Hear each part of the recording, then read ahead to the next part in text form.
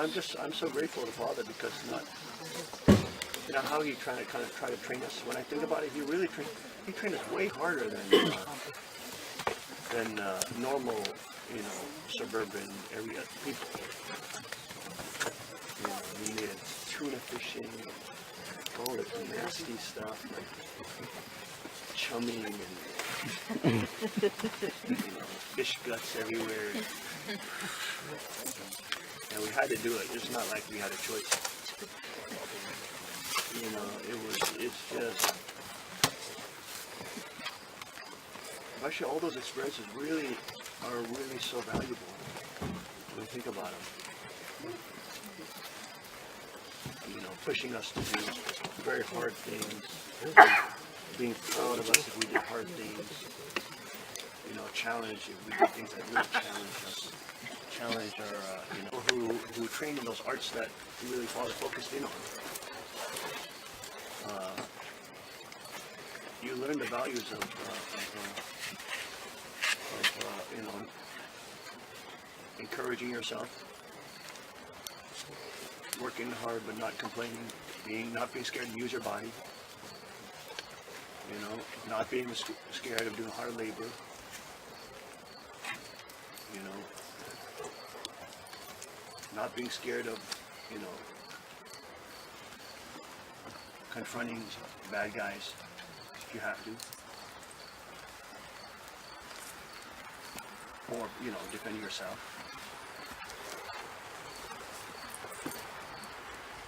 And those kind of qualities and character are really, really important for sovereigns. Very, very important. You know, Father was trying to push us into fish farming, which I know many of us are trying to do out here in different ways. Trying to get us to do like, okay, no, it's okay. And aquaponics and stuff like that. You know, these different self-reliance arts.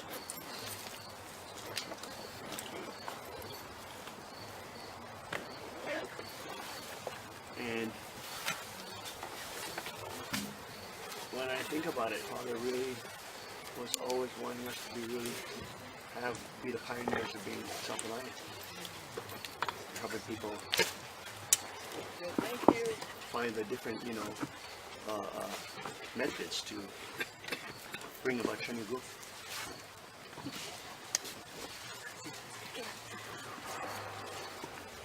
Father was not just a nature gazer, he was one that had dominion over nature and interacted with it, not just by looking at it and meditating on it, writing poems about it, but he involved himself with it. He engaged, he got down and dirty, that's how he said. He got the dirt time. He didn't just philosophize from a monastery. He got down and dirty. And that is a really, I think, such a precious gift that Christ has given us, King us. We know that Jesus did that too.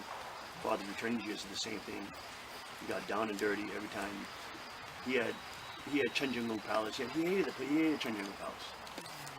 He called that what's it, Chungtung Ladies place. Chungtung Ladies. He wanted to always go to the you know, the fishing grounds. Amazon jungle. I spent a lot of summers in the Amazon jungle. Can you believe that? I mean, that's ridiculous. Who spends their summers in the Amazon jungle?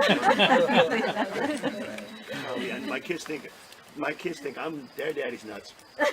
When I tell them we're going to do island survival, one of our adventures, we're going to come in the upcoming years, we're going to take a whole team out, 3 days of training with a specialized survival experts team. And then we're actually go into an island off the coast. It's off the coast of America. There's one island, and you can't take anything except for a knife. And you have to make fire. You have to construct. You have to secure water. You have to make shelters. We're going to do that adventure. That adventure's coming up. You know what I mean? I mean, but it's like